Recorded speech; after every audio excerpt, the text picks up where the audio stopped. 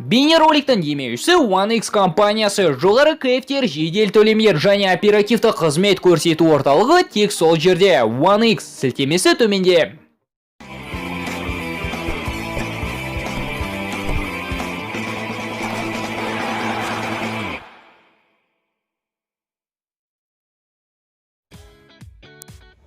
Келесі маусымнан бастап Қайрат футбол клубының капитаны Бауыржан Исламхан масабын еуропалық аренада жалғастыруы мүмкін деген сыбыстар шыққаннан кейін көптеген баспалар осы тақырыпқа нақты ақпарат іздей отырып, шетелдік чемпионатқа Исламханның өзі кеткісі келетінін түйіндеді. Сұрақтар әрине өте көп, сондықтан асықпай тез басынан бастайық. Арнамызға жазылып қоңырау түймешесін басуды ұмытпаңыздар. Ал біз бастаймыз. Исламхан Тараз футбол клубының түлегі Тараз сапында өткізген 2 маусымнан кейін ресейлік Краснодар қаласының Кубань клубында масабын жалғастырады. Негізгі құрамнан орын таппай Қазақстанға оралуды жөн көреді. Елордалық Астана клубының сапында Исламхан 7 матчте бір ғана голдан автор атанды. Сөйтіп 2014 жылы Алматылық Қайрат сапына қосылады. Қайрат сапында өткізген 6 жылда Бауыржан 197 ойын өткізіп 56 гол соқты. Алматылық клубпен Исламхан 4 мәрте Қазақстан кубогын және 2 рет супер кубогын ұтты. Егер осы бейнеролик желтоқсанның 22-сі күні шықса, тура 9 күннен кейін Исламханның Қайратпен соңғы келісімшарты ресми аяқталып, күшін жояды.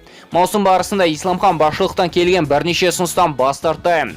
Демек, клуб капитаны мерзімді ұзартуға ниетті емес. Отандық баспалардың сөздеріне сенсек, Мәскеулік Локомотив клубы және польшалық белгісіз бір клуб Исламхан үшін ашық таласқа шықты. Алайда қос команданың ұсыныстарын футболшы әлі де қабылдамады.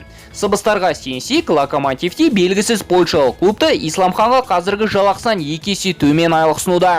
Демек, Исламхан шешіммен асықпайтыны анық. Жалпы Бауыржан ағамызға осы орайда шетелдік футболшылардың қулығын қолданған тиімді болар. Яғни трансферлік терезенің соңғы күніне дейін қос клубтың арасындағы футболшы үшін таласты аукционға айналдырып, ең тиімді жалақысы жоғары, ең қолайлы ұсынысты қабылдау.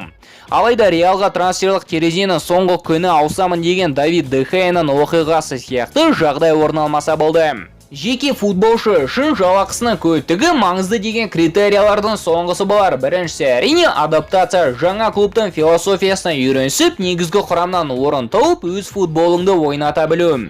РПЛ-да Исламхан бір маусым өткізсе де негізгі құрамға ілікпей, Кубаньның жастар құрамасында ғана өнер көрсетті. Жеке пікірім бойынша, польшалық клубқа қарағанда Исламханға масабын Мәскеулік Локомотивте жалғастырған тиімдірек болады. Бірінші себеп Исламханға адаптация қиындық туғызбайды. Футболшыға РФПЛ футболы бейтаныс емес. Екінші себеп таныс емес тілді жаттау қажет болмайды.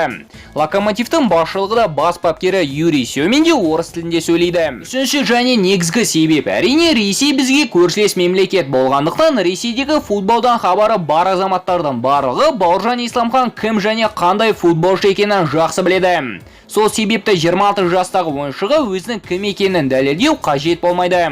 Футболшыға артық қысым түспейді. Исламханға жай ғана өзіне тән деңгейдегі футболды ойнау міндеттелінеді. Исламханның болашақ клубы болуы мүмкін командалар жөнінде, сыбыстар жөнінде сөз қозғалды. Жеке пікірімді де естідіңіздер. Тағы не қалды?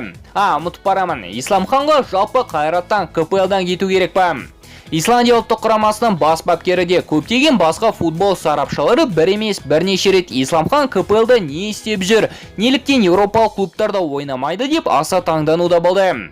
Тіпті оларды айтпаған күнде де Қайраттың кезекті ойынында Исламханның ойын деңгейі басқалардықтен әлде қайда жоғары екені айқын көрінбей ме? Локомотивте Исламхан өзіне жаңа сынақ тауып, мотивация жинап тәжірибе алуы тиіс. Себебі РФПЛ-дің деңгейі КПЛ-дан әлде қайда жоғары. Мәскеулік клуб жыл сайын чемпиондар лигасында өнер көрсетеді.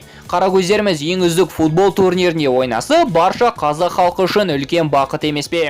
Қалай болса да, қай клубта мансабын жалғастыруды Бауыржан ағамыз өзі шешеді. Ал әрі қарай не болатыны әрине уақыттың еншісінде. Біз болсақ, ұлттық құрамадағы капитанымызға сәттілік тілеп қояйық. Келесте кездескенше достар, футбол бірінші орында.